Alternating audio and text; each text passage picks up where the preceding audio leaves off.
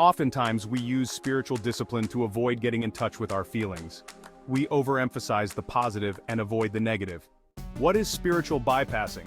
According to Carl Forehand, spiritual bypassing separates us from our humanity and all its messiness and struggles and pain, and it makes us feel good briefly. Spiritual bypassing is when you are trying to find a way to feel better by ignoring our negative feelings. It is a way to cover up problems, avoid confrontation, and the real world. While this is a coping mechanism, it is also dangerous. Those who spiritually bypass have a strong spiritual practice, but they do not embody the lessons that come along with it. Spiritual bypassing can be seen in the form of exaggerated detachment, blind compassion, delusions of a higher level of being, and overly positive beliefs. Here are 5 signs that you are spiritually bypassing. 1. You overemphasize the positive and avoid the negative.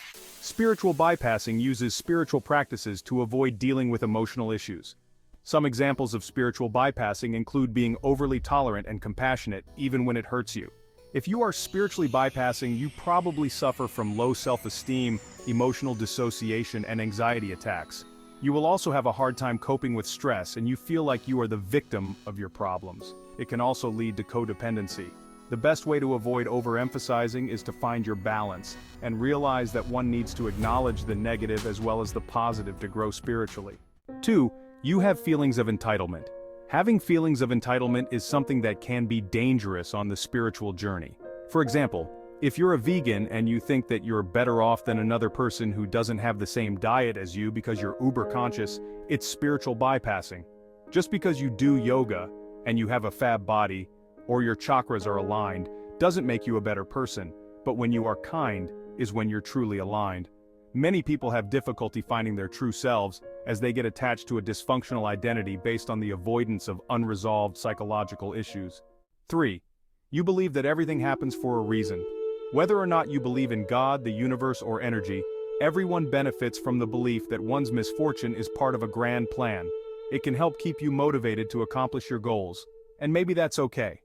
But if this is an excuse you use to let things unfold without you actively doing anything about it, then it becomes another form of spiritual bypassing.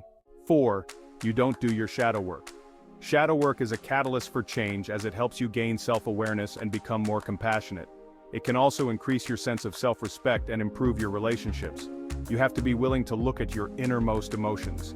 It is also important to understand that the process may not happen overnight. You can do some shadow work exercises on your own or with a therapist. When you first start to identify your shadow, you will have to be willing to lean into your negative emotions.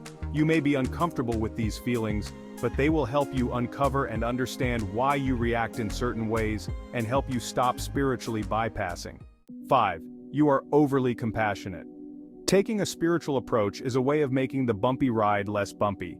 A person who is good at spiritual bypassing may be calm, compassionate, and gentle. He or she may also have chronic illnesses, and instead of self-care, shows more concern about you. Usually people who are good at spiritual bypassing are peacemakers and help others. It's easier to justify living inauthentically than it is to admit something is wrong and begin working on the self.